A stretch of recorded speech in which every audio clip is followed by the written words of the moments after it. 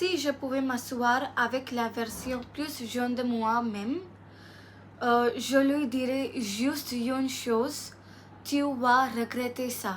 Pas d'une manière dramatique, pas pour lui faire peur, mais d'une manière silencieuse et lourde. Le genre de regret revient à te voir à la nuit quand tout est calme. Parce qu'aujourd'hui, je ne suis pas là pour vous inspirer, je suis là pour être honnête. Aujourd'hui, je vais parler de mes regrets. L'une de mes plus grands regrets, c'est d'être restée silencieuse quand j'aurais dû parler. Il y a eu tellement de moments où je savais que je méritais mieux. J'avais quelque chose à dire, mais je ne l'ai dit.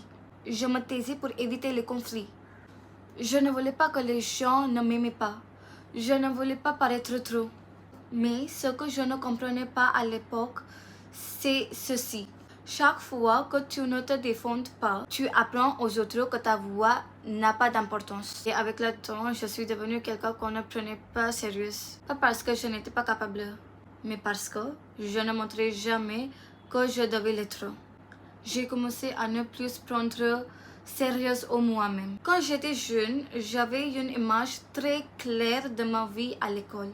Je pensais que j'aurais un groupe d'amis avec qui je peux rire. Je pensais que je serais confiante, impliquée, vivante. Je pensais que j'allais vraiment en profiter. Mais ce n'est pas ce qui s'est passé. Au lieu de vivre ces moments, je les ai observés. J'ai regardé les autres vivre la vie que je voulais. Et aujourd'hui, quand je regarde en arrière, je ne regrette pas ce qui s'est passé. Je regrette ce qui ne s'est jamais passé. Je regrette les conversations que je n'ai pas commencées, les amitiés que je n'ai pas construites, les moments que je n'ai pas pleinement vécus. Parce que l'école, ce n'est pas seulement pour les études, c'est une période qui ne revient jamais. Et je laissais la peur me la voler. C'est quelque chose qu'on ignore tout, jusqu'à ce que ça nous rattrape. Je ne prenais pas soin de ma santé, ni physiquement ni mentalement. J'ignore ce que je ressentais. Je repoussais toujours le moment de m'occuper de moi. Je choisissais la confort au lieu de discipline. Et sur l'époque, ça ne semblait pas grave. Mais petit à petit, ça te rattrape. Manque d'énergie, manque de confiance, manque d'estime de soi. Parce que quand tu ne prends pas soin de ton corps, ça change la façon dont tu te vois. La santé, ce n'est pas seulement l'apparence, c'est la base pour construire la vie que tu veux. À l'époque, je n'ai pas compris l'importance de discipline sur ma vie. Je n'ai pas compris l'importance de la discipline quand j'avais encore le temps.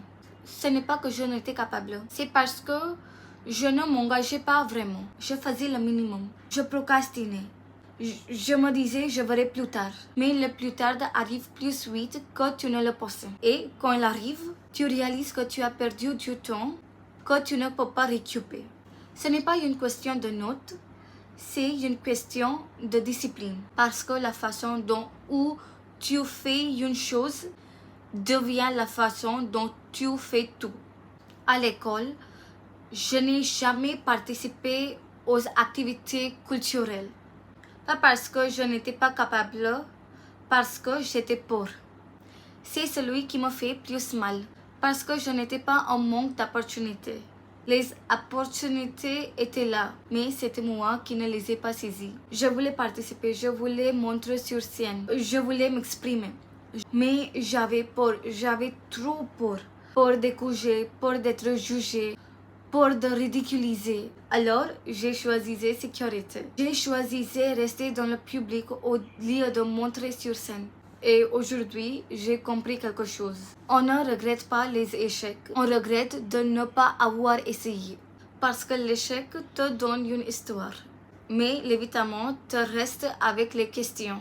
Et la question c'est, si je l'avais fait, j'ai entendu trop longtemps avant de commencer.